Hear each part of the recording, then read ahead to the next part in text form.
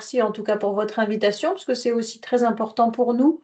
Donc le CNUS, qui est le Centre national des œuvres universitaires et scolaires, et qui en fait pilote les Crous. Et donc nous sommes très sensibles à ce genre de propositions parce que ça nous permet d'abord de nous expliquer sur certaines démarches qui parfois posent question, et puis de lutter contre le non-recours, qui est quand même un vrai sujet pour nous. Et donc de réussir à toucher un maximum de familles et de futurs étudiants pour qu'ils puissent ensuite bénéficier d'une bourse et d'un logement en fonction de leurs revenus. Donc, en préambule déjà, mais peut-être le savez-vous déjà, le système des bourses du supérieur est différent du système des bourses du scolaire. Dans les deux cas, on prend bien sûr les revenus des familles, mais les barèmes sont différents.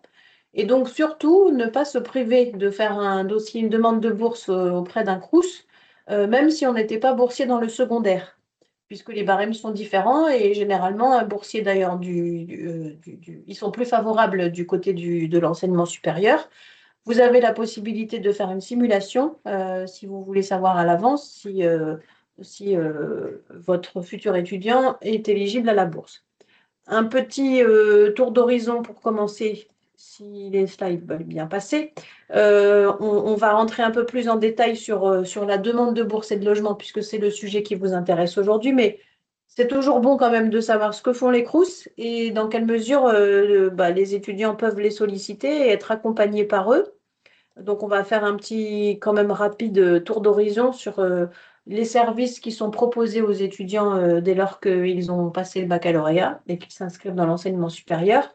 Donc, l'objectif des Crous, mais vous le savez probablement déjà, c'est de faciliter la réussite de tous les étudiants. Alors, évidemment, on a une attention plus particulière aux étudiants aux revenus modestes, mais par ailleurs, l'ensemble des services leur sont proposés. Donc, on est souvent connu pour la partie bourse sur critères sociaux, puisqu'effectivement, ce sont les seuls opérateurs sur ces bourses de l'enseignement supérieur. Mais il existe aussi dans tous les Crous un service social, un accompagnement social, un système de plateforme d'écoute téléphonique gratuite pour faire du soutien psychologique en cas de nécessité. Nous travaillons collectivement et en lien avec les établissements pour lutter contre le décrochage. Et je vois qu'il y a une main levée. Est-ce que cette main levée est pour dire que vous ne m'entendez pas ou que ça ne fonctionne pas? Non, ça va? C'était une erreur? Parfait. Donc, n'hésitez pas à m'interrompre si vous pensez que... On vous entend que- très très bien et on vous voit. Voilà. Bon, parfait, alors, super. Donc, l'accompagnement social, je l'ai dit, la restauration universitaire, dont vous entendez probablement beaucoup parler ces derniers temps, puisque à partir du mois de mai, tous les repas en restaurant universitaire pris par des étudiants sont désormais à 1 euro, alors qu'avant, ce tarif était réservé aux boursiers uniquement. Donc là, tous les étudiants qui sont inscrits dans l'enseignement supérieur pourront se restaurer pour 1 euro. Des structures de restauration sont nombreuses. Il y a les Restos U, mais il y a aussi les cafétérias, il y a des restaurants agréés. Donc, en fait, ce sont des restaurants qui n'appartiennent pas aux Crous, mais subventionnés par les Crous. Il y a une offre de logement. Donc, nous gérons un parc de 176 000 logements sociaux répartis sur l'ensemble du territoire. Et donc, ces logements sont proposés à un tarif social qui est lié, on va le voir après, au dossier social étudiant et donc au calcul de l'indice. Une caution locative est proposée aussi, garantie par l'État à travers Visal, qui, elle, est offerte à tous les étudiants, quelles que soient les ressources des familles. Donc, c'est toujours bon à savoir. Et ça ne sert pas que pour les bailleurs Crous, ça sert aussi chez d'autres bailleurs privés, si nécessaire. Nous avons aussi un site qui propose du logement chez des bailleurs privés, justement pour compléter l'offre de logement social qui s'appelle Locavis, un site équivalent Jobavis pour proposer des jobs étudiants. Et puis, nous travaillons activement à la vie de campus. Donc, les futurs étudiants seront boursiers et peut-être exonérés de la CEVEC, mais d'autres ne le seront pas et tous devront payer la contribution vie étudiante. Cette contribution retourne en grande partie auprès des établissements qui la collectent. Enfin, les Crous la collectent, mais nous la reversons en grande partie aux établissements. Mais une part revient aux Crous et permet de financer la vie étudiante. Donc, les animations, toutes les opérations qui permettent d'accompagner les étudiants, notamment dans les animations en résidence, mais aussi pour leur faire découvrir des activités culturelles, lutter contre les discriminations, mener des actions collectives. Donc, le champ est bien plus vaste que ce qu'on nous raconte la plupart du temps. sur les aides, les bourses sur critères sociaux. Donc, du coup, c'est celle-là qui vous intéresse plus particulièrement aujourd'hui, puisque la campagne de demande de bourse a commencé le 2 mars. Donc, on est à 8 jours après l'ouverture et elle se termine le 31 mai, même si on accepte encore les dossiers de manière tardive jusqu'au 31 décembre. Mais la campagne officielle, c'est du 2 mars au 31 mai pour avoir toutes les chances d'avoir sa réponse avant la rentrée universitaire et toutes les chances de participer au tour d'affectation au logement dont on reparlera tout à l'heure avec le calendrier.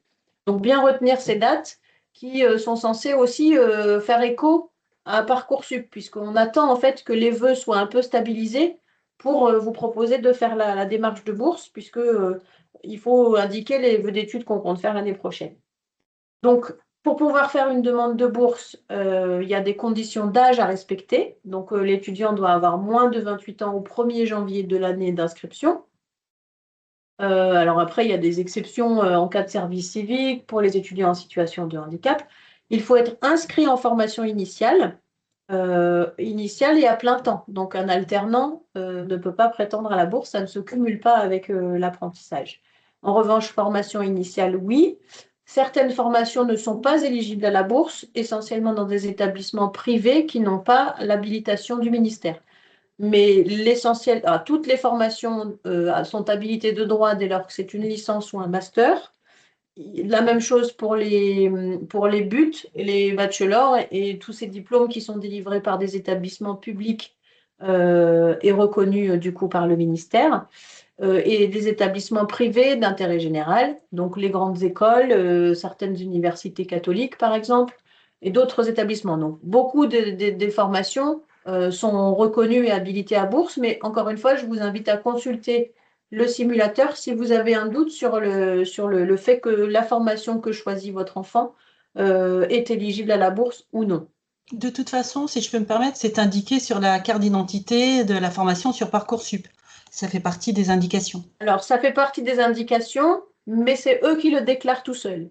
Donc, D'accord. c'est toujours bien quand même d'aller vérifier dans le simulateur que ça fonctionne.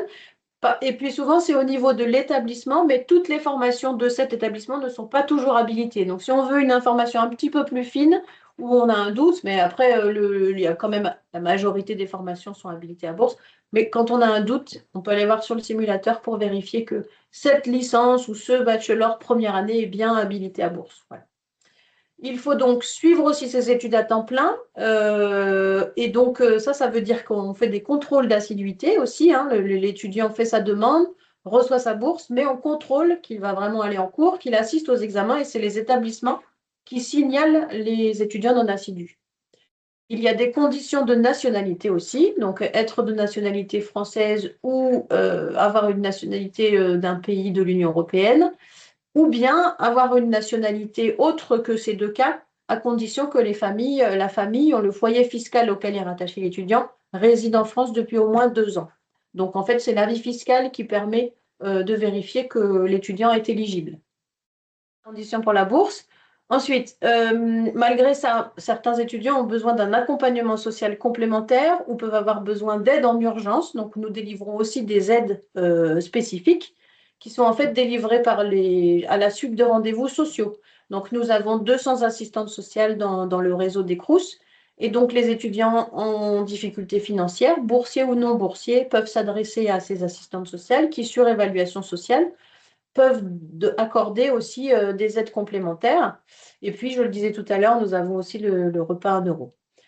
Parmi ces aides, j'insiste un peu, les aides qu'on appelle nous aides d'urgence, ces aides sociales peuvent aussi aider au premier équipement, par exemple, ou à l'achat de matériel, parce que certains étudiants ou les familles ont des moyens contraints et donc ne peuvent pas faire face à toutes les dépenses. Et donc, du coup, ces services peuvent attribuer des aides ponctuelles. S'ajoute à ça aussi pour les étudiants qui changent d'académie, donc ceux qui ont leur baccalauréat et qui vont changer d'académie et qui sont boursiers du secondaire, une aide à la mobilité qu'on appelle aide mobilité Parcoursup, qui elle donc est accordée aux étudiants qui changent d'académie par rapport à l'académie d'origine du bac, mais cette fois uniquement à ceux qui sont boursiers du secondaire. C'est cette petite nuance, mais la démarche est assez simple puisque nous récupérons le flux de Parcoursup qui nous indique quels sont les étudiants éligibles. Et ensuite, les étudiants ont à déposer leur RIB sur notre plateforme pour pouvoir en bénéficier. Cette aide est de 500 € versée une fois en début d'année. Comprendre, c'est une démarche volontaire du jeune ou de la Oui, famille. pour l'instant. C'est-à-dire Pour que l'instant, vous allez les repérer, si je exactement. puis employer ce terme, mais si le jeune ne fait pas la demande de cette Exactement. aide à la mobilité, il n'en bénéficiera pas. Exactement. D'accord. En fait, donc tout se passe sur la plateforme Mes Services et donc il existe une petite vignette qui s'appelle Aide à la mobilité Parcoursup. L'étudiant doit aller sur cette petite étiquette, là où il a aussi fait son dossier social étudiant. Et le fait d'être là, s'il est éligible, la porte s'ouvre et donc il peut du coup continuer sa démarche, déposer son RIB et du coup recevoir son aide. Mais effectivement, beaucoup d'étudiants oublient cette démarche parce que justement, pour l'instant, nous n'avons pas réussi à l'automatiser, parce que pour ça, il faudrait qu'on ait d'abord connaissance des étudiants boursiers du secondaire. Et donc, pour l'instant, comme on n'est pas interfacé avec ce système, on a bien l'éligibilité, on sait bien que quand il va demander, on va lui accorder tout de suite, mais pour l'instant, on n'a pas encore réussi à le faire. Donc, pensez bien effectivement à passer le message, parce que c'est dommage de ne pas avoir cette aide à l'installation, en fait, pour ceux qui changent d'académie. Donc, je viens de l'expliquer là. Donc, on peut passer sur l'aide à la mobilité Parcoursup. Et donc, venons-en à comment faire sa demande de bourse et de logement. Donc, c'est une seule demande qui permet de faire les deux démarches. Donc, pour faire une demande de bourse et de logement dans l'enseignement supérieur, la clé, c'est de déposer un dossier social étudiant. Donc, nous, on appelle ça DSE. Et donc, ce DSE est commun à quasiment tous les ministères qui proposent des formations et financent des formations dans l'enseignement supérieur. Donc, le principal financeur, c'est évidemment l'enseignement supérieur, le ministère de l'enseignement supérieur, qui représente 90% des boursiers. Mais il existe des formations qui dépendent du ministère de la Culture. La démarche est la même, les barèmes sont les mêmes, les critères sont les mêmes. Donc, un étudiant qui s'inscrit, par exemple, dans un conservatoire en formation va pouvoir demander, et c'est le ministère de la Culture qui a habilité certains diplômes et qui, du coup, rend la démarche éligible à la bourse. La même chose pour le ministère de l'Agriculture et de la Souveraineté alimentaire. Donc, par exemple, certains BTS agricoles, la plupart des BTS agricoles sont agréés pour la bourse et dépendent aussi du DSE. Donc, l'étudiant fait sa demande par le même canal. Pareil pour le ministère de l'Économie et des Finances, pareil pour Mines Télécom, la même chose pour le ministère des Armées, la transition écologique et donc les écoles qui sont entre parenthèses ici, les lycées maritimes, le NTPE. Donc nous, notre métier, c'est d'essayer de récupérer, d'aller au-devant de tous ces ministères et de tous ces établissements pour leur proposer nos services. L'idée étant de, comme ça, permettre à tous les étudiants, quel que soit le ministère de rattachement, d'avoir exactement le même service, donc déposer un dossier social, prétendre à la même offre de logement que tous les autres étudiants qui dépendent directement du ministère de l'enseignement supérieur. Donc une seule démarche commune, un seul barème, une seule circulaire. Donc on a essayé d'être... Ça rend aussi plus lisible le système et du coup ça permet aussi aux étudiants de faire des vœux dans ces différentes formations avec un seul dossier. Je peux choisir de faire une licence dépendant du ministère de l'enseignement supérieur, une autre qui dépend du ministère de la Culture, une autre un BTS agricole et en attendant le résultat de mes vœux, j'ai quand même fait ma demande de bourse pour différents ministères ou différentes formations dépendant de plusieurs ministères et j'aurai bien une réponse avec un calcul identique, quelles que soient ces formations. Pour faire cette demande, donc, on se connecte sur messervicesétudiants.gouv.fr. Dès lors que l'étudiant a fait sa première connexion sur Parcoursup, automatiquement, le compte MSE est créé chez nous. Donc, il n'y a pas de démarche particulière. C'est avec les mêmes identifiants que l'étudiant va pouvoir se connecter sur mes services. Donc, même adresse mail, même identifiant que pour Parcoursup. Ça permet du coup d'arriver sur le portail. Et sur ce portail, on a du coup plusieurs briques, comme je l'expliquais tout à l'heure pour la MP, dont la brique Faire son DSE 26-27. Donc, si on clique sur cette brique, on arrive du coup dans le formulaire de demande et ça permet comme ça, en répondant aux différentes questions, de déposer sa demande. Cette demande, du coup, repose essentiellement sur les revenus de la famille et la composition de la famille. On y ajoute ensuite une question de distance, mais on va systématiquement demander l'avis fiscal des parents. L'avis fiscal n'est pas à fournir au format numérique. Il faut donner le numéro fiscal du parent auquel l'étudiant est rattaché. Donc, il faut bien lui indiquer qu'il doit saisir le numéro fiscal à 13 chiffres. Dès lors que ce numéro fiscal est saisi, on récupère automatiquement les revenus à prendre en compte et ça sécurise comme ça le parcours de manière à pouvoir récupérer les revenus pour faire le calcul. On va se baser sur le revenu brut global de la famille pour faire le calcul. Donc, c'est donc pas forcément, alors que dans d'autres systèmes, on prend le revenu fiscal de référence. Pour les bourses d'enseignement supérieur sur critères sociaux, on se base sur le revenu brut global de la famille. On va ensuite demander à l'étudiant s'il a des frères et sœurs.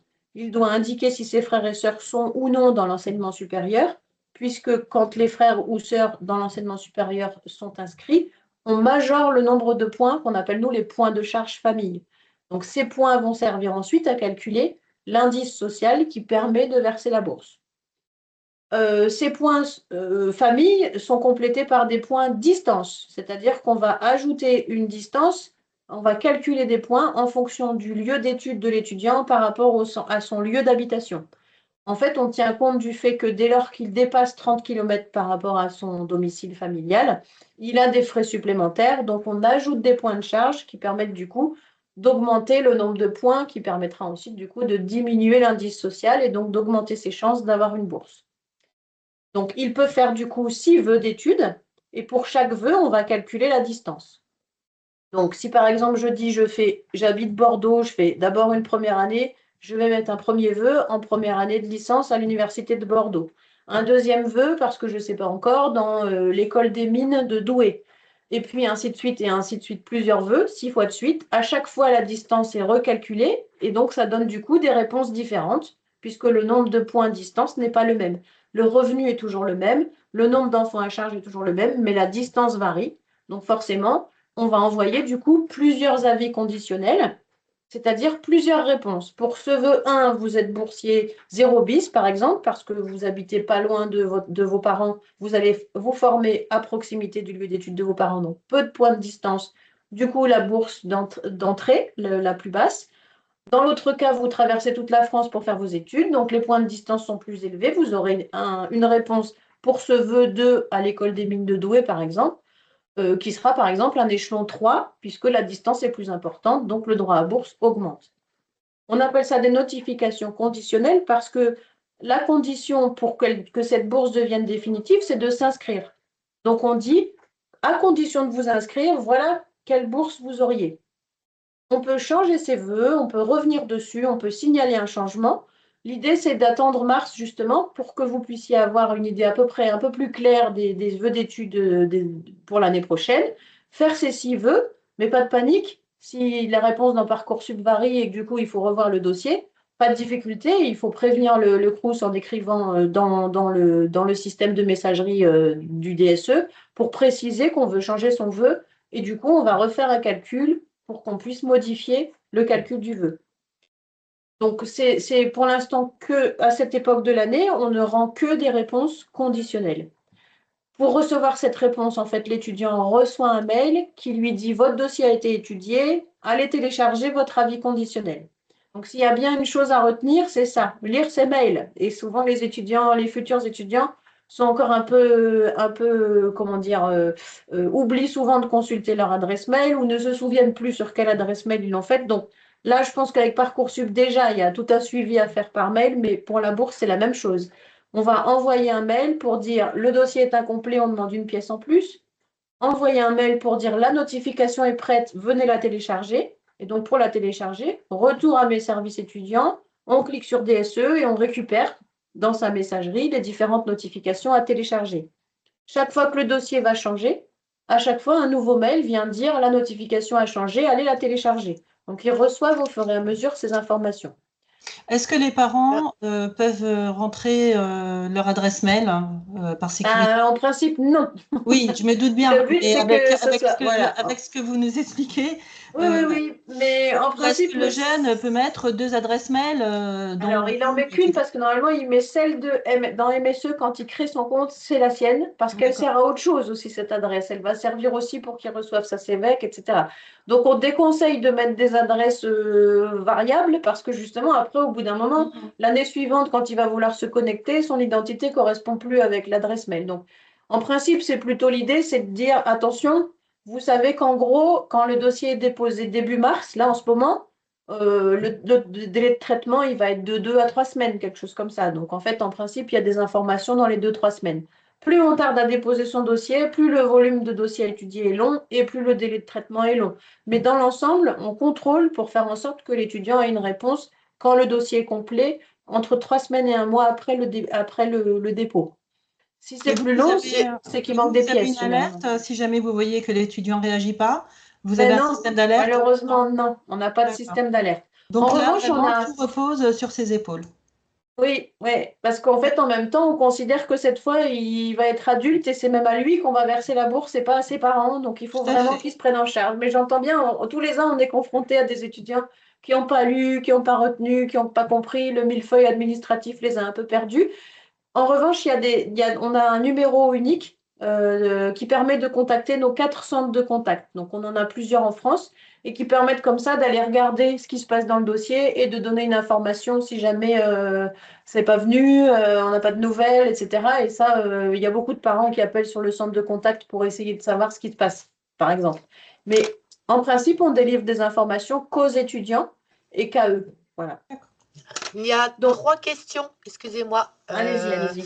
La première, c'est effectivement bien s'assurer que ce soit les identifiants Parcoursup de l'élève qui soient utilisés pour Ouais, créer le compte DSE. Donc là, c'était une question presque, on va dire, affirmative. oui. Ensuite, j'ai une question par rapport à un changement de situation. Par exemple, il y a eu un divorce ou une séparation. Est-ce qu'on doit fournir des documents supplémentaires? Oui. Voilà. Alors, Et peut-être répondre déjà à celle-là, parce que les cas oui, de divorce, c'est les cas quand même très fréquents. Alors, il y a plusieurs situations. On va demander l'avis fiscal. Au mois de mars, on a son avis fiscal N-2, du coup, sur les revenus N-2. Donc, du coup, forcément, si la famille, si les parents avaient divorcé en 2024, ça marche, parce qu'on a bien l'avis fiscal correspond à la situation matrimoniale des parents au moment où nous, on la regarde. En revanche, s'il y a eu une séparation entre-temps, alors, on va quand même déposer l'avis fiscal 2024, enfin, sur les revenus 2024 reçus en 25, mais on va l'écrire en commentaire et on va préciser dans le parcours. Mes parents ont divorcé en telle année ou se sont séparés en telle année. Et là, le gestionnaire, du coup, il sait qu'il doit recontacter l'étudiant pour comprendre les revenus qu'il reste. Parce que l'ennui, c'est que là, tout se base sur l'avis fiscal de l'année de référence. Mais un changement de situation peut être pris en compte. Et généralement, ce qu'on prend en compte, du coup, c'est, en principe, on ne demande pas le jugement de divorce si l'avis fiscal déjà indique clairement la séparation pour l'année en cours, l'année de référence et les enfants à charge. Et c'est seulement quand la séparation a eu lieu entre cette période de l'avis fiscal et maintenant qu'on va demander des éléments complémentaires pour revoir les revenus à prendre en compte. très bien. Je vous remercie. Troisième question, quel est le numéro fiscal que l'on doit donner pour des parents qui sont en concubinage? Est-ce qu'il y a un Les choix deux. à faire? Les deux. Non, les deux. Voilà. Les Très deux. bien. Voilà. Merci beaucoup. Et, Ah oui, si, oui, je vais juste répéter pour les personnes qui lèvent la main que le seul et unique endroit où on puisse poser des questions, c'est c'est dans la Q&R. partie Q et R, et qu'on ne peut pas prendre vos commentaires, on va dire, à l'oral, sinon ce serait un peu compliqué. Et on vient juste d'avoir une question qui vient d'apparaître. Est-ce qu'il y a un service de médiation quand une notification définitive est bloquée par une personne alors que le service d'assistance téléphonique l'avait débloquée? Alors, je crois que c'est un peu spécifique. Voilà. Est-ce qu'il y a un Alors, service de médiation qui existe? est-ce Voilà. que ça revient à qui contacter, c'est ça? Je Alors, pense, là, je n'ai pas moi, plus de, voilà, pas plus d'informations. j'en reviens toujours le centre de contact, parce que c'est le centre de contact qui va prendre la demande. Et si ça ne suffit pas, il escaladera la demande en disant au CRUS de rappeler la personne, parce que lui, à son niveau, au centre de contact, n'a pas pu faire plus. Donc après, en principe, il adresse la réclamation au CRUS de proximité pour pouvoir ensuite essayer de trouver une solution. Certains CRUS proposent aussi des rendez-vous pour justement débloquer des situations. Tous ne le font pas, mais beaucoup préfèrent en fait dire parlons-nous lundi à 14 heures plutôt que d'échanger de nombreux mails et puis finalement personne n'a compris la situation à modifier. Bien. On va dire que les questions. Ah oui, alors donc voilà. Donc la personne répond que c'était le centre de contact avait avait donné une réponse, mais qu'il y avait apparemment quelque chose qui bloquait. Voilà, donc c'est peut-être une question plus spécifique. Donc Ouais. j'inviterai cette personne à contacter la fédération PEP pour qu'on puisse vous la transmettre en Ouais, très direct. bien, volontiers, Voilà, parce que là on c'est un pourra peu plus regarder. personnel, hein. Sinon, c'est effectivement les questions qui apparaissent, c'est vraiment sur La situation familiale, voilà, les sur la numéros situation fiscaux. familiale, les numéros fiscaux, par exemple, un seul parent qui a en charge Ouais. ses enfants et pas l'autre. Est-ce qu'on fournit qu'un seul numéro Oui, fiscal? Enfin, dans ce cas-là, oui. Alors, donc, ouais. dans le parcours, en fait, on pose la question. Et en fait, nous, on prend en compte l'avis fiscal du parent qui rattache l'enfant. Donc, si l'enfant est en garde partagée et qu'il y a deux avis fiscaux qui le prennent en charge, on prendra les deux avis fiscaux et le revenu des deux parents. En revanche, il est rattaché à un seul parent complètement, on prendra les revenus de ce parent-là uniquement. D'accord. Je vous remercie beaucoup. Je vous poserai d'autres Je questions vous plus en prie. tard. Ah si, il y aura des demandes de numéro de téléphone de centre de contact, mais ça, je Ok, pense que ça va être j'y donné reviendrai. plus Ouais. tard. Voilà, merci. Du coup, je reviens sur la notification conditionnelle. Elle est importante parce que cette notification conditionnelle, elle est à présenter au moment de l'inscription, notamment à l'université. Et elle est aussi utilisée pour donc exonérer de la contribution vie étudiante. C'est-à-dire qu'un étudiant qui donc s'est inscrit, par exemple, tout à l'heure dans mon exemple, il était en licence à Bordeaux première année. Il est admis à l'issue de Parcoursup. Il a reçu son avis conditionnel, il doit maintenant s'inscrire. On est fin juin ou début juillet, puisqu'il vient d'avoir son bac, et donc il va s'inscrire en première année de licence. Dans son parcours pour s'inscrire, souvent c'est une inscription qui se fait en ligne, le système de l'université va nous interroger pour savoir si l'étudiant est conditionnel. D'où l'intérêt d'avoir fait son dossier tôt et qu'il soit étudié, parce que si on répond oui, il est boursier conditionnel, dans son parcours d'inscription, il sera exonéré des droits d'inscription et il sera exonéré de sa contribution vie étudiante dès la conditionnelle. Nous, ensuite, nous recevons l'inscription et du coup, il devient définitif et on va pouvoir le mettre en paiement. Ça, c'est pour l'ensemble des établissements universitaires. C'est un petit peu différent quand on s'inscrit dans un établissement autre qu'un établissement de formation, mettons une école de commerce. Là, la notification n'est pas transmise automatiquement par les systèmes d'information, mais du coup, on peut présenter son avis conditionnel pour bien justifier de son statut de boursier et emporter du coup certains droits plus avantageux pour éviter d'avoir à avancer des frais. Si on reçoit son avis de bourse plus tard, on sera remboursé ensuite des droits d'inscription et de la contribution étudiante. Mais voilà, il faut quand même avancer l'argent, alors que la conditionnelle permet du coup d'être exonéré des droits d'inscription et de la CEVEC, au moins dans les établissements publics. Une fois l'inscription réalisée, donc si on est bien en université et qu'on est donc interconnecté, on reçoit l'inscription dès la validation de cette inscription et du coup ça permet de générer la notification définitive. Donc c'est le même processus que celui que j'ai expliqué tout à l'heure. L'étudiant reçoit un mail qui lui dit que sa notification définitive est à sa disposition et qu'il peut aller la télécharger. Attention, pour pouvoir toucher sa bourse, bien sûr, il faut déposer un RIB au nom de l'étudiant, uniquement au nom de l'étudiant. Donc, parfois, on peut aller jusqu'au bout de son dossier. Le RIB n'est pas obligatoire au moment du dépôt. On peut même avoir reçu sa notification définitive, mais tant que le RIB n'est pas déposé, la bourse ne sera jamais versée.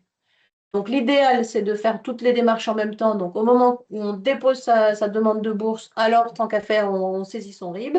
Il arrive que certains étudiants n'aient pas encore de compte bancaire à leur nom.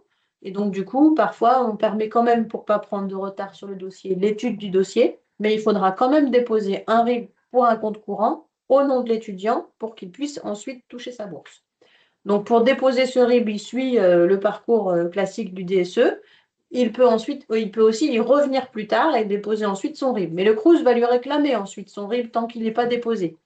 Donc, de la même façon, être bien vigilant sur le fait qu'il doit bien avoir déposé un RIB.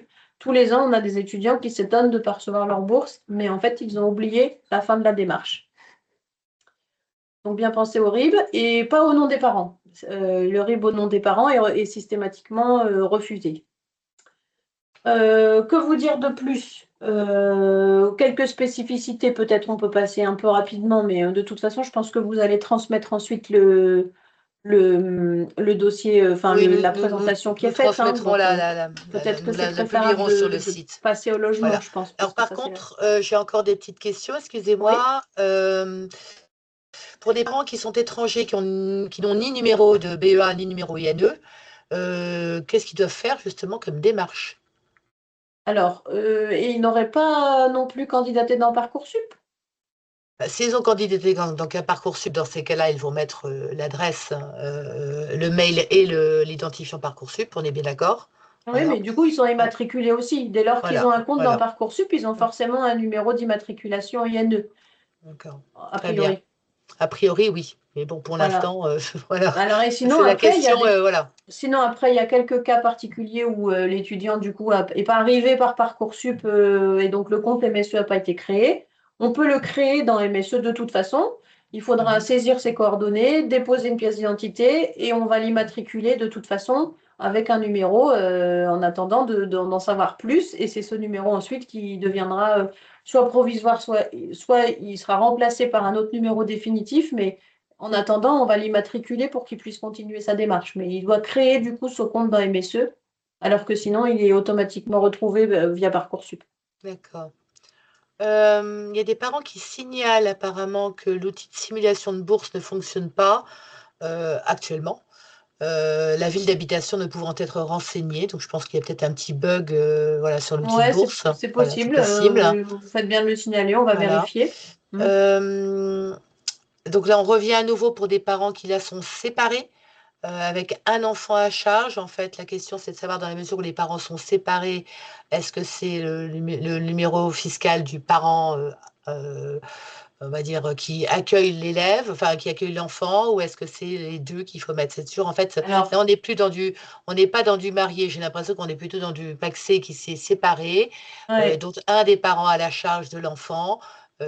Quel est le numéro fiscal qui doit être indiqué, en Alors, en fait? principe, on prend le numéro. Comme je disais tout à l'heure, on ne demande plus systématiquement les jugements divers de garde, etc. On prend l'avis fiscal du parent qui le déclare à charge pleine. Si par contre il n'a pas les parts complètes, on va demander le deuxième avis fiscal. Donc si les parents déclarent tous les deux d'avoir en alternance l'étudiant, on prendra les deux revenus. En revanche, si le parent est le seul à déclarer l'enfant à sa charge, on prendra les revenus de ce parent-là. D'accord. Est-ce qu'il y a un avantage à déposer le dossier en mars ou en avril ou plus tard, à part le Bien fait sûr.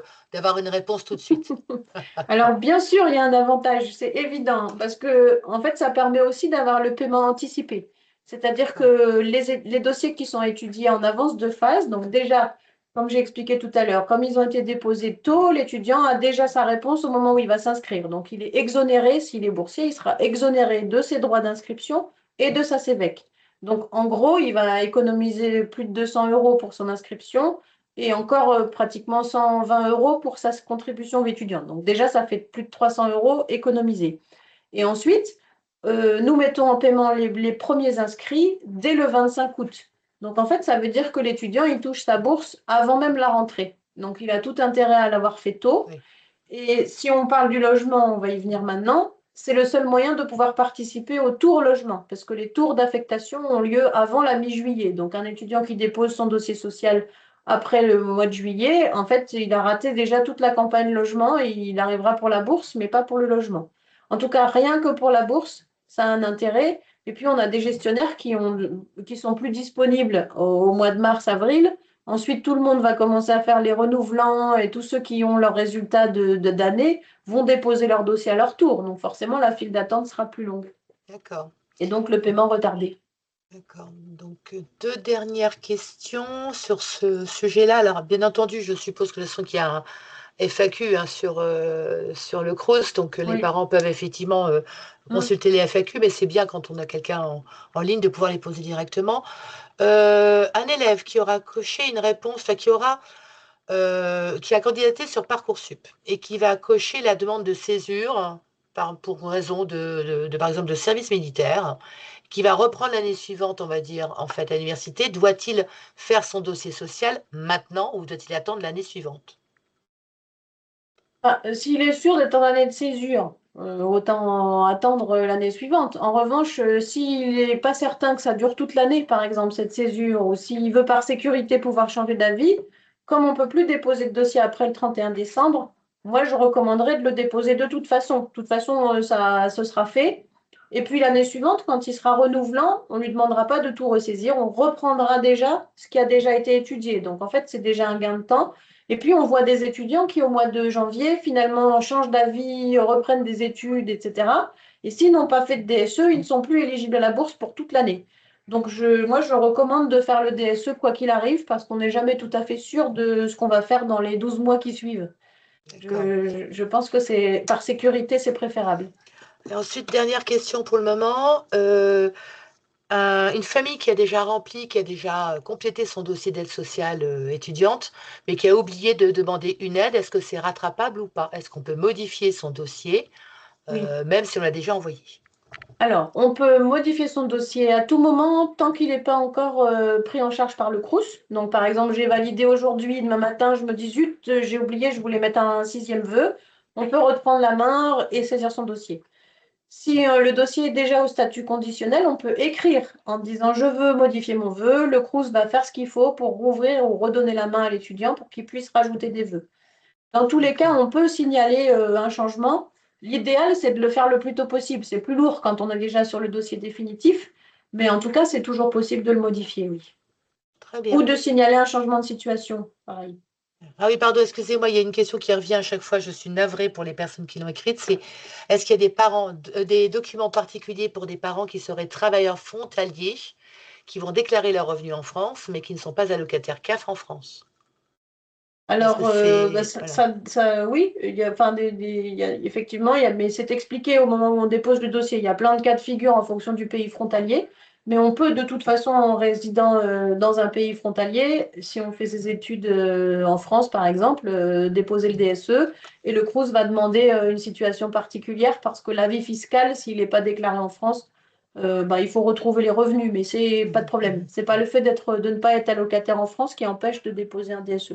Très bien. Et la question qui revient aussi, si l'élève, enfin, pardon, si l'étudiant qui fait la demande de bourse est mineur, hein, et donc normalement on n'est pas supposé avoir de compte bancaire, hein, comment ça se passe? Il faut qu'il ait un compte bancaire et c'est toujours versé à l'étudiant quand même D'accord. s'il est Qu'il soit mineur. mineur, d'accord. Ouais, ouais. Merci beaucoup. Alors, venons-en à la demande de logement. Donc, on l'a dit tout à l'heure, c'est le même dossier. Pas besoin d'une démarche particulière. Le fait d'avoir fait un dossier social et de demander une bourse, on demande dans le parcours, on dit, est-ce que vous souhaitez une bourse et un logement? Si on dit oui, bourse, oui, logement, alors on peut du coup faire sa demande de logement. Les différents logements que proposent les Crous. Alors, il existe une offre de logement, soit des chambres individuelles avec des parties communes au sein de la résidence. Vous voyez ici le loyer moyen. Donc, ce sont des chambres meublées avec des cuisines collectives. Et sinon, il existe aussi des studios individuels, donc de taille variable, qui, eux, ont la particularité d'avoir aussi, du coup, la cuisine et les sanitaires dans le logement. Le loyer moyen pour ces studios est de 330 euros, 400 euros en Île-de-France en moyenne. Et il faut savoir que l'offre de logement a lieu toute l'année. Très souvent, on a des étudiants qui ne savent pas que même s'ils ont raté le tour logement, ils peuvent continuer à regarder puisque les logements qui se libèrent sont constamment mis en ligne sur le site Mes services étudiants qui s'appelle Trouver un logement. Pareil, donc il y a une brique pour demander sa bourse et une brique pour chercher un logement. Donc tous les logements qui se libèrent en cours d'année sont à nouveau remis à la location. Et donc même en cours d'année, on peut consulter soit parce qu'on veut faire un stage dans une autre ville et du coup on regarde auprès du Crous s'il existe un logement, soit parce que justement on n'a pas eu de logement dès le mois de septembre, mais en cours d'année il y a des logements qui se sont libérés et du coup je préfère quitter mon bailleur privé et rejoindre le Crous. Donc ça arrive très fréquemment parce que les loyers sont plus avantageux dans les Crous que dans les logements privés. Donc, l'offre de logement, je l'ai dit tout à l'heure, nous avons 176 000 logements. C'est beaucoup et en même temps, ce n'est pas suffisant. Donc, du coup, pour pouvoir faire sa demande, de la même façon, on a découpé les affectations en résidence en plusieurs phases. La première phase a lieu avant la rentrée universitaire et donc à partir du mois de mai. C'est pour ça aussi qu'on doit faire son dossier social avant le 31 mai, puisque c'est les conditions de ressources et l'indice social qu'on va calculer qui donnent accès au logement. Donc, si j'ai répondu oui, je veux faire une demande de logement, on finit son dossier social et on attend le mois de mai. À partir du mois de mai, on est contacté par le Crous qui dit dites-moi maintenant quel type de logement vous voulez, dans quelle ville et quel type de logement. Donc, il existe toute une cartographie. On peut consulter l'offre de logement au moment où on fait ses vœux et on peut faire jusqu'à 10 vœux de logements différents dans la même ville ou dans des villes différentes. Donc, ça veut dire qu'on peut aussi se dire, tant que je ne sais pas trop mes vœux Parcoursup, je peux déjà candidater dans plusieurs villes différentes qui correspondent à mes vœux. Alors, bien sûr, vous faites souvent plus de vœux dans Parcoursup que le nombre de vœux que nous, on propose. Mais en tout cas, on peut quand même proposer 10 vœux dans 10 villes différentes ou 10 villes identiques. L'idée, c'est de vous rendre une réponse au moment où vous allez avoir vos réponses dans Parcoursup. Donc, on fait sa demande de vœux, on fait sa demande de logement, pardon, et on attend. À partir du 2 juin, commencent les premiers résultats. Et donc, il y a 3 phases d'affectation. Donc, on donne à la première phase, on rend les premières réponses pour les vœux. Les étudiants à qui on a proposé des logements ont une semaine pour se décider et dire si oui ou non ils prennent les vœux de logement qu'on leur a proposés. Et s'ils disent non, c'est remis en jeu pour le prochain tour. S'ils ne sont pas servis au premier tour, ils ont encore un moment pour reformuler des vœux. Donc, on va leur reproposer de faire des vœux sur les logements restants. Et comme ça, 3 fois de suite, avec à chaque fois une semaine pour pouvoir décider si on accepte ou non la proposition qui est faite. Quand on a reçu quand on a dit oui à un vœu, on a 5 jours pour confirmer complètement sa réservation. Et là, du coup, on doit payer le coût de la réservation qui est de 70 €. Donc, on paye ça et ça réserve le logement pour l'étudiant et ça lui laisse ensuite le temps de rédiger son bail. Donc, ensuite, on va commencer à rapprocher l'étudiant de la résidence et lui, il va ensuite rentrer en contact avec la résidence pour finaliser sa location et remplir son bail. Donc, à partir du 2 juin, 3 phases, à chaque phase, une semaine pour accepter les vœux ou reformuler des vœux si on n'a rien reçu ou si aucun vœu correspond à ce que l'étudiant souhaite faire. Le 7 juillet, on a fini nos 3 phases et donc commence ce qu'on appelle la phase complémentaire. Cette phase complémentaire, elle est ouverte à tous les étudiants, boursiers ou non boursiers. Et du coup, en fait, c'est une phase où les Crous mettent en ligne tous les logements qui n'ont pas été attribués ou ceux qui se sont libérés entre-temps. Et donc, je vous recommande chaudement, si vous n'avez pas reçu de proposition au moment des 3 phases, de vous connecter. Beaucoup d'étudiants se connectent. Il faut se connecter dès le premier jour parce qu'il reste toujours des logements. Il y a des étudiants aussi qui se désistent. Donc, c'est important de pouvoir consulter cette phase parce que celle-là permet encore de réserver un logement. S'il y a plusieurs étudiants qui se candidatent sur un même vœu de logement à cette phase complémentaire, on va favoriser l'étudiant boursier et l'échelon de bourse le plus élevé. Mais s'il n'y a pas enfin, à chaque fois, on prendra les revenus. Et donc, il est possible qu'on prenne des étudiants non boursiers lors de cette phase. Donc, ne pas se censurer, c'est un peu comme la bourse tout à l'heure. Ne pas hésiter à candidater, à déposer des vœux et à attendre de voir les résultats. Donc, vous voyez ici le calendrier pour la phase principale. Et donc, cette année, on s'est efforcé de travailler du coup avec le calendrier de Parcoursup pour que du coup, les étudiants aient leur réponse Parcoursup et un temps suffisant pour se positionner sur la proposition. Donc, le premier tour commence en fait le dépôt des vœux, la formulation des vœux a lieu le 5 mai. On a jusqu'au dimanche 31 mai pour finir de déclarer ses vœux logement. Donc, ça répond aussi à la question quel est l'intérêt d'avoir fait un logement, un DSE en mars ou en avril. Bah déjà, mon dossier, il est étudié déjà le 5 mai. Donc, du coup, bah forcément, je peux candidater pour déposer des vœux de logement. Le tour logement a lieu. Les réponses sont donc envoyées le 2 juin et on a jusqu'au 7 juin pour pouvoir confirmer ou pas. De mémoire, Parcoursup prend sa réponse le lundi 1er juin. Donc, du coup, on propose, nous, de donner les réponses de logement le lendemain pour permettre aux étudiants faire leur choix en toute connaissance de cause. S'ils doivent choisir, ils savent s'ils ont un logement ou pas en cas de mobilité académique. Deuxième tour, le 9 juin jusqu'au 15 juin pour déposer ses vœux. Confirmation entre le 16 et le 21. Et de la même façon, un dernier tour le 23 juin, qui laisse jusqu'au 29 juin. À chaque fois, c'est chaque mardi jusqu'au lundi suivant ou dimanche suivant pour pouvoir formuler ses vœux. Donc, ne pas se décourager, toujours demander et reproposer des vœux. Et un petit conseil aussi, toujours regarder le volume de logements disponibles dans la résidence qu'on choisit. Souvent, on a des étudiants qui sont attirés par des studios parce qu'ils se sentent plus confortablement installés. Mais pour autant, dans cette résidence, par exemple, il n'y a que 10 studios alors qu'il y a 100 chambres.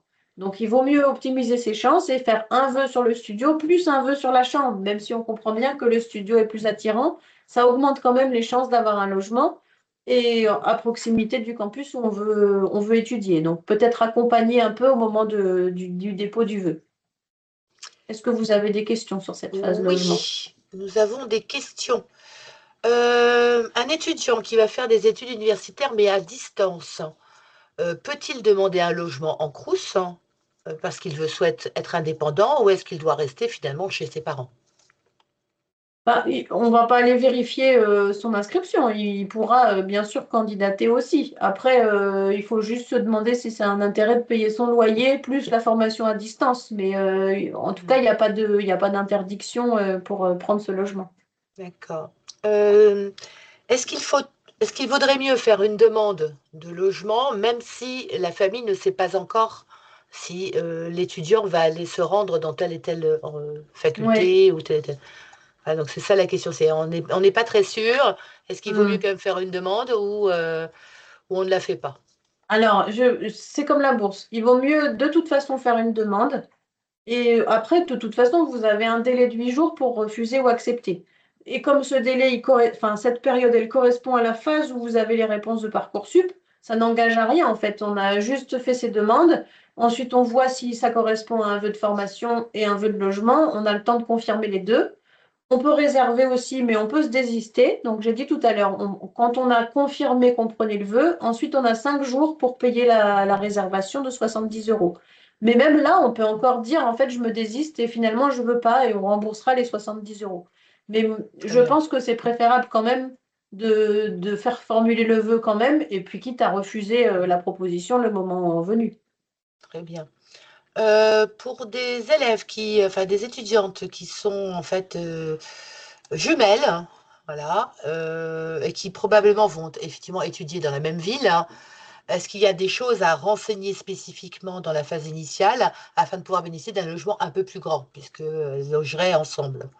Alors, il y a déjà, il faut regarder parce il y a des résidences qui proposent de la colocation. Du coup, ça D'accord. permet du coup de dire, en fait, je demande la même résidence avec ma sœur et mon frère hein, ou mon jumeau. Et du coup, bah, les chances d'affectation étant ce qu'elles sont, l'étudiant, si les deux sont affectés dans la résidence, elle va les mettre dans la même colocation à leur demande. Après, des logements plus grands, le seul cas que je connais, c'est celui-là, c'est de choisir des résidences, faire le même vœu dans la même résidence qui propose de la colocation. Et puis après, quand on est affecté dans deux résidences différentes, mais qui appartiennent au même Crous, on peut encore discuter. C'est-à-dire qu'on va D'accord. accepter le vœu de logement, puis se rapprocher du service logement, et le Crous peut encore essayer de se dire, est-ce que je peux pas permuter avec quelqu'un d'autre pour rapprocher les deux étudiants dans la même résidence. Mais là, c'est vraiment plus fin. On va se retrouver sur du contact direct. D'accord. Est-ce qu'il y a un nombre limité de demandes de logement en termes de Et on villes peut faire 10 principalement? vœux, si D'accord. c'est ça la question, pas plus de 10. Et dans une même ville, c'est pareil? 10 dans la même ville ou 10 dans des villes différentes. Très bien. Les internats sont-ils aussi gérés par le Crous dans le cadre par exemple, des classes préparatoires? Non, Ah, ce sont les lycées qui les gèrent directement. Et il me semble d'ailleurs que dans Parcoursup, on doit dire si on veut entrer dans un internat, puisqu'il y a un classement qui est fait aussi. oui. Voilà. Ensuite, tu as encore des questions par rapport à des parents et des élèves, bien entendu, qui sont étrangers. Est-ce qu'il vaut mieux avoir un compte bancaire, donc pour le futur étudiant, est-ce qu'il vaut mieux avoir un compte bancaire français ou est-ce peut avoir son compte bancaire européen pour pouvoir Alors, recevoir la bourse? c'est préférable le compte bancaire français. Voilà. Voilà. Et pour l'instant, je n'ai rien de plus en ce qui concerne le logement. J'ai des questions, mais qui reviennent en fait sur effectivement les questions principales de ressources Et Oui. ça, on a Alors, déjà répondu oui, tout à l'heure. bah, j'ai vu dans la conversation les changements Oui, de garde d'enfants oui, en cours voilà, d'année, voilà, etc. voilà. Donc ça, il va falloir le signaler en plus. Dans tous les Mm, cas, il faut fournir l'avis fiscal de l'année de référence. voilà. Et Mm, s'il y a un changement de situation, il faut le dire au moment du dépôt du dossier pour qu'on puisse voir comment voilà. on passe, on prend en compte cette situation. Et en fait, généralement, si on dit que là, je vois dans la question, il y avait mais depuis 2025. Oui, oui, oui. Et ben, de toute façon, on attendra le nouvel avis fiscal pour faire le Mhm. changement et on pourra le prendre en compte en cours d'année. Et pareil pour des parents qui ont, par exemple, deux enfants, un qui va rentrer en licence et l'autre qui est déjà sorti du système mais qui est encore à charge, qui n'apparaît pas en fait, ou qui maintenant, qui n'apparaît peut-être pas effectivement sur l'avis fiscal parce qu'il y a eu effectivement une séparation. Là, c'est Alors, pareil, c'est vraiment voilà. l'avis fiscal qui sert de référence. Donc, s'il D'accord, est plus sur d'accord, l'avis fiscal, on ne le comptera pas. d'accord. Voilà.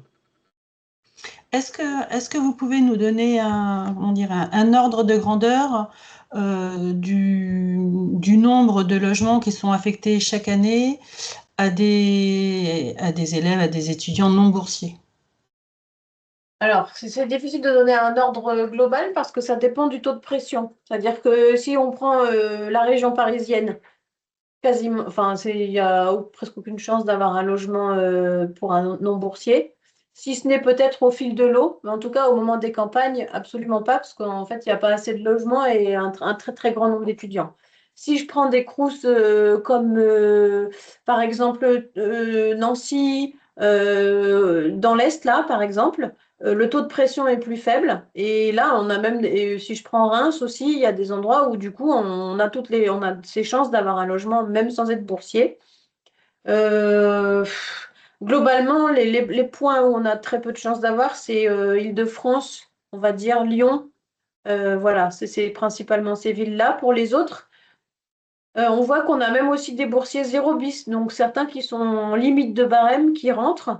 Et puis après, au fil de l'eau, il ne faut pas hésiter à continuer à consulter ou même à la phase complémentaire. Mais c'est difficile de vous donner un chiffre exact. Ce qu'on D'accord. sait, c'est que voilà, la majorité de nos étudiants admis dès le premier tour sont aux échelons maximum, 7 et 6. Mais on en fait rentrer encore au cours des deux autres phases, dès lors que c'est pas en Île-de-France, en gros, pour simplifier. Voilà. D'accord. Alors, si vous n'avez pas de questions, un petit détour quand même sur la santé des étudiants, parce que je sais que c'est pas le sujet du jour, mais en même temps, c'est un sujet qui est important parce qu'on sait statistiquement que les jeunes qui quittent le foyer familial prennent moins bien soin de leur santé. D'abord parce qu'ils connaissent pas très bien leurs droits. Donc souvent, ils pensent qu'il va falloir payer la visite médicale, payer le soin, et du coup, évitent de le faire parce qu'ils ont peur de débourser de l'argent. Et donc, quand même, petit détour, et peut-être aussi le dire largement à nos jeunes, parce que déjà, c'est pas le même opérateur, donc ça les perd un petit peu. D'ailleurs, au passage, bien leur dire que l'aide au logement, c'est pas au Crous, c'est à la CAF. Donc, ça aussi, c'est un peu compliqué pour eux de se dire, ah zut, c'est pas le même opérateur, et ça, c'est une autre démarche. Mais quand on est affecté en résidence Crous, on est accompagné pour faire la demande d'aide au logement. Et donc pour la santé, pareil, bien leur dire, en fait, la sécurité sociale, c'est pas au Crous que ça se passe, mais la carte vitale, elle marche toujours. Et donc, on doit pouvoir se soigner sans hésiter pour rester en bonne santé pendant toutes ces études. Il existe dans les établissements universitaires des services de santé étudiants. Et donc, ces services de santé sont gratuits et permettent aux étudiants, du coup, d'accéder à des différents soins liés aux médecins. Il y a des sages-femmes, des infirmiers, des assistantes sociales aussi, des psychologues. Et donc, bien se renseigner là-dessus parce que, en fait, ça permet aussi, par exemple, dans certains cas, ils sont aussi centres de santé et peuvent aussi procéder aux vaccinations. Euh, pour les étudiants, la mutuelle, souvent, c'est un grand sujet. Souvent, quand on est étudiant, donc on est automatiquement désormais affilié à la sécurité sociale. Il n'y a plus de sécurité sociale étudiante. C'est le même régime que le régime général. En revanche, il faut une complémentaire santé. Bien souvent, la complémentaire santé des parents suffit. Il faut simplement le préciser. Et donc, il y a un petit surcoût, mais qui est souvent moindre que le fait de prendre, adhérer à une mutuelle spéciale étudiante, le coût est souvent plus élevé pour une protection qui n'est pas forcément aussi importante. Donc déjà, bien se renseigner auprès de sa propre mutuelle pour y ajouter son enfant étudiant.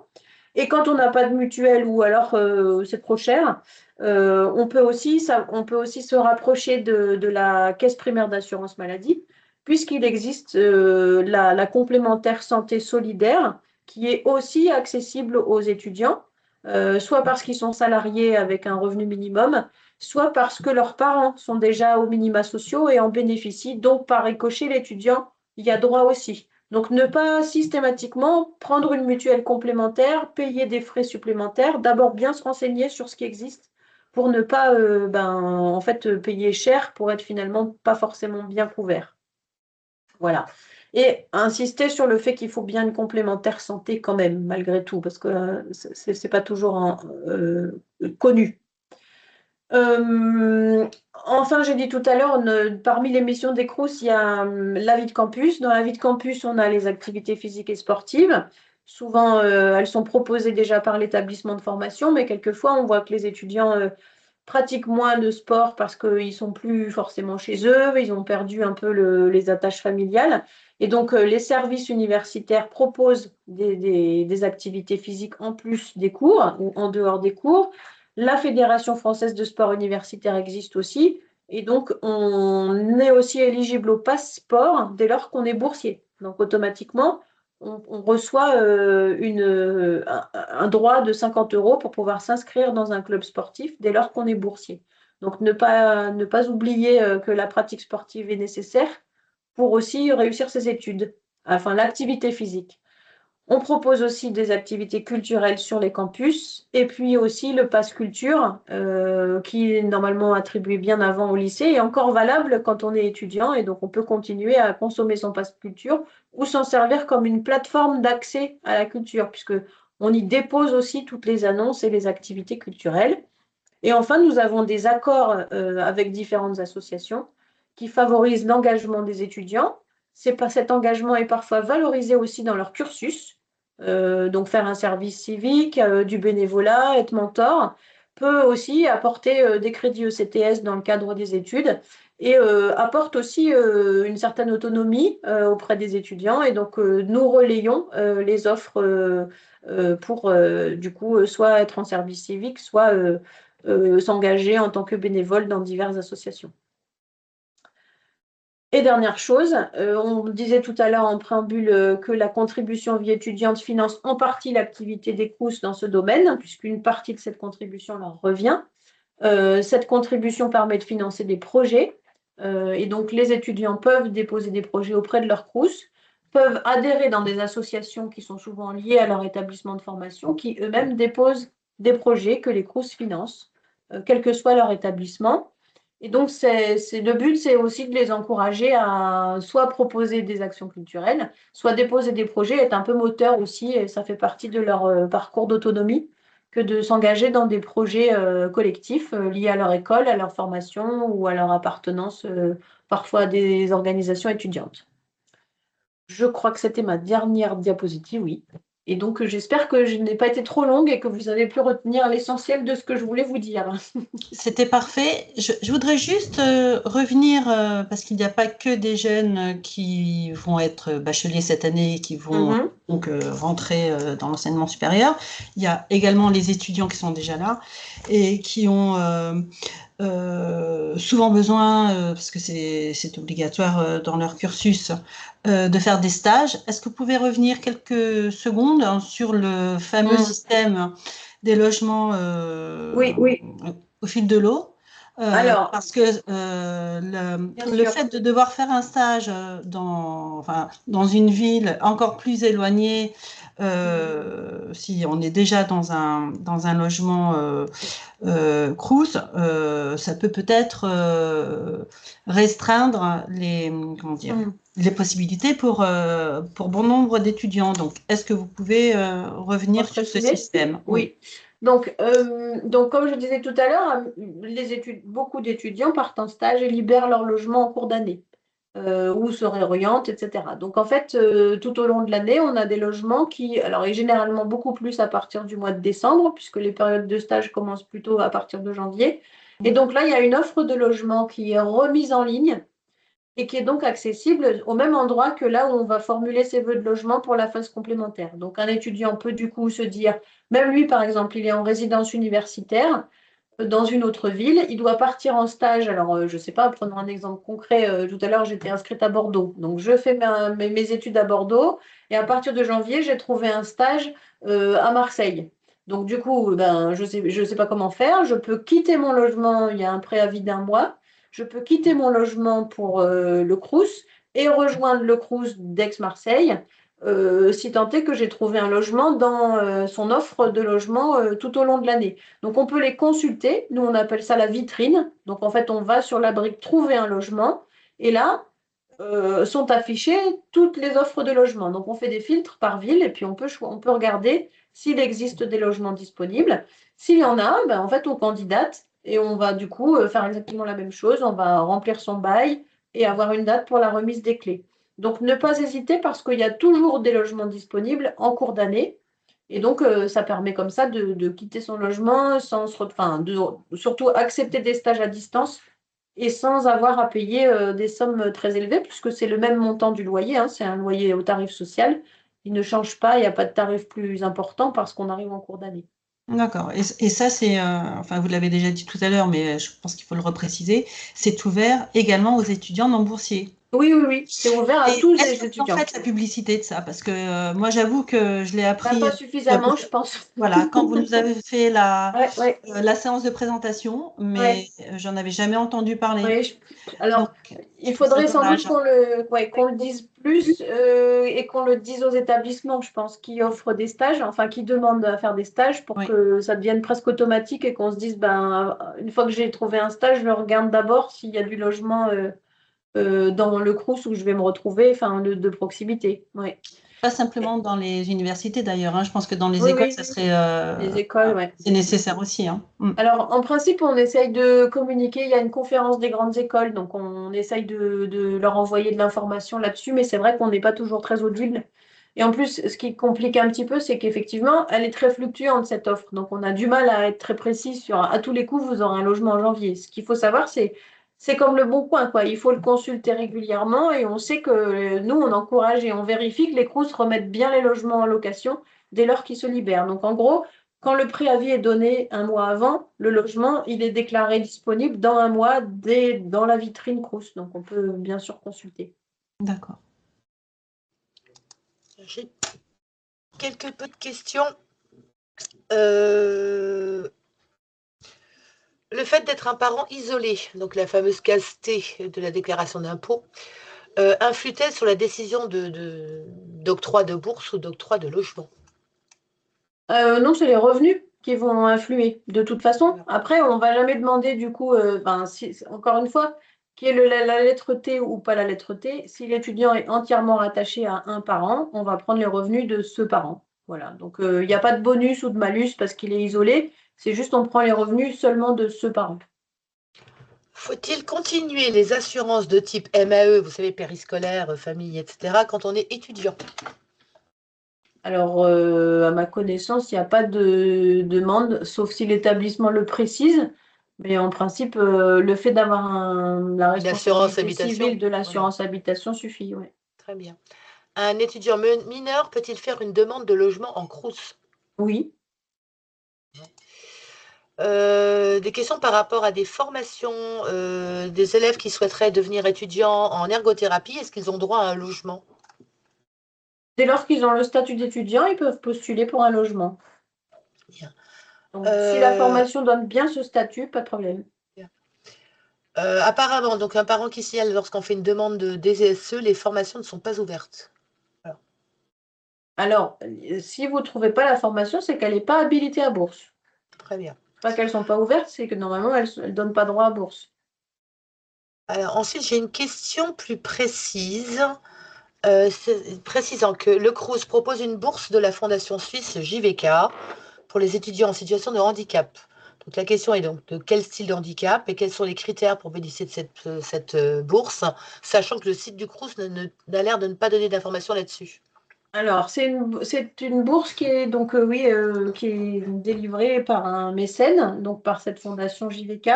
Alors, c'est plus que c'est pas seulement du handicap, c'est tout problème de santé grave qui peut nuire aux études. Donc, la sclérose en plaques, des maladies graves ou rares qui compliquent la vie de l'étudiant et qui génèrent du coup des frais aussi supplémentaires. C'est une bourse d'un montant de 5 000 € versée une seule fois. Il y a une commission par an. Donc, en fait, on doit faire sa demande entre septembre et décembre. Et en fait, les CROUS ne donnent pas beaucoup d'informations parce qu'en fait, c'est uniquement donné sur rendez-vous social. Donc, si l'étudiant est dans cette situation de maladie grave, il prend contact avec le CROUS et c'est l'assistante sociale qui va l'aider à faire son dossier pour le déposer avant le mois de décembre auprès de la commission JVK, qui, elle, du coup, se tient au mois de février pour un versement de 5 000 € en une fois, renouvelable. Très bien. Je vous remercie. Bien. Eh bien, écoutez, Madame de Persin, je voulais vous remercier infiniment. Je vous dis à l'année prochaine, parce que voilà, on vient d'initier ça. Et comme à chaque fois, on a des nouveaux entrants voilà, dans l'enseignement supérieur, ou même parce que ça, on ne l'a quand même pas précisé, mais bon, ça coule de source, mais les changements de situation peuvent aussi concerner des étudiants qui sont déjà dans leurs études supérieures, au niveau familial. Et donc, eux aussi, évidemment, sont concernés par tout ce que vous avez indiqué tout à l'heure. On a beaucoup insisté par rapport aux jeunes qui rentrent, enfin, qui vont rentrer dans l'enseignement supérieur l'année prochaine, mais ça concerne évidemment, bien sûr, tous les jeunes et les familles qui ont déjà des étudiants en train d'effectuer leurs études supérieures. Voilà. Donc, merci infiniment pour la qualité pour votre disponibilité, la qualité de cet échange. Et puis je vous dis à bientôt. Et si on a d'autres questions particulières, n'hésitez pas. Voilà, on a votre mail, donc il n'y a pas de souci, on vous les relaiera. Merci infiniment. Merci beaucoup. En tout cas, et au revoir à tous.